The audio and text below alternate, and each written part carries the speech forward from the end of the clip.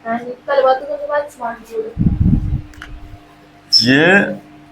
Question ना पहला अच्छी तरीके से पढ़ेंगे आप।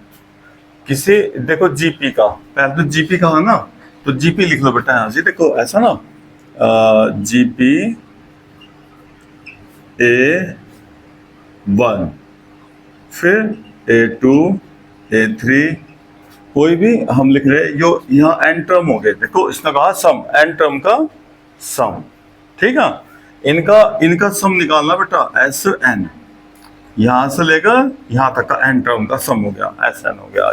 या S1 S2 ले लो, कोई बात नहीं है ना, ऐसा नहीं ले लो, कोई बात नहीं। और इससे आगे क्या होगा बेटा, इससे अगला जो नेक्स्ट टर्म होगा ना, वो an+1 होगा। और फिर इससे आगे क्या होगा, an+2। और बेटा डॉट डॉट डॉट डॉट ना, ये नु कह रहा A2n। देखो 2n टर्म, 2n का मतलब हो गया बेटा, देख n ही n हो गए, n से n तक भी, यहां तक भी है। ये कितने हो गए, n टर्म। और ये भी कितने टर्म बेटा, n टर्म। ये भी n टर्म है, पहले वाले भी, और ये भी n टर्म। इनका सम मान लो S1, इनका टर्म कितना बेटा, मान लो S2, लास्ट वालों का। बेटा देख n+1 से आगे फिर 2n तक n ही हो जाएंगे। देखो ध्यान समझो बेटा, क्वेश्चन पढ़ो एक बार, कोई बात नहीं है। देखो so that the ratio, ratio मतलब देखो इसका रेशो वो कितना होना चाहिए, इतना। अब ये जो S1 क्या, फर्स्ट एन टर्म का सम, जीपी का शुरू का एन टर्म का सम हो गया।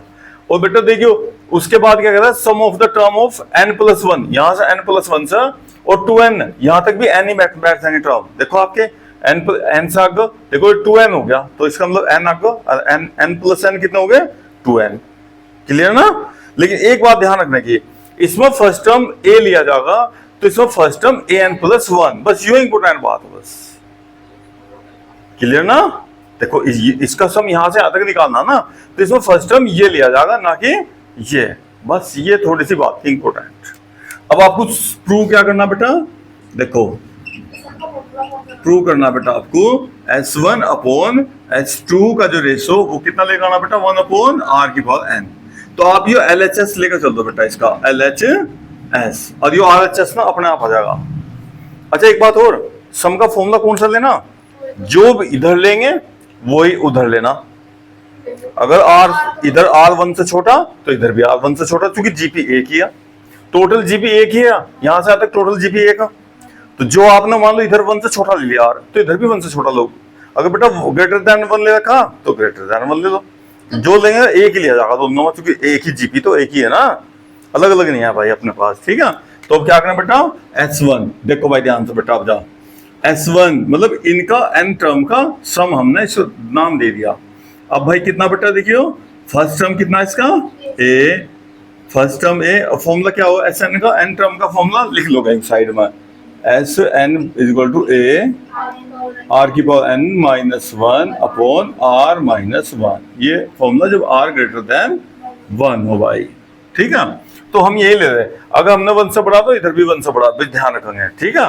बस इंपोर्टेंट बात देखो बेटा क्या थी, जो S1 इसमें ए फर्स्ट टर्म, ये फर्स्ट टर्म ले लिया आपने भाई, और बेटा r⁴n-1 अपॉन r-1। अब S2 देखो अपोन का साइन ही लगा नीचे भाई, देखो बेटा ये S1 है इतना, ठीक है। अब S2 की वैल्यू थोड़े से पास से लगाओगे, ये इक्वल का साइन यहाँ लगाओ, देखो बेटा अब ये S2 देखो, इनका जब सम लेंगे ना, तो इसमें फर्स्ट टर्म कौन सा भाई, बस ये इंपोर्टेंट बात है बेटा। ये तो फर्स्ट टर्म, इसका तो ये फर्स्ट टर्म होगा ना, तो ये a लिया ना जहां, तो वहां क्या लेना बेटा, an+1, और फिर r सेम रहेगा, r बिल्कुल सेम बेटा, और यहाँ भी r सेम। तो ये तो कट गया, ये ब्रैकेट तो कट गए सारे, क्या बचा, a अपॉन an+1। अब देखो बेटा a फर्स्ट टर्म तो a मान रखा हमने, कोई बात नहीं, इसका फर्स्ट टर्म है, तो an+1 इसका टर्म निकाल लो, an+1 भाई। nth टर्म का क्या फॉर्मूला बेटा, जीपी का a r⁴n-1, ये फॉर्मूला बेटा। n तो यहाँ n-1 हो, तो अपने पास कितना, n+1, तो a r⁴ बेटा एक कम हो जाएगी ना।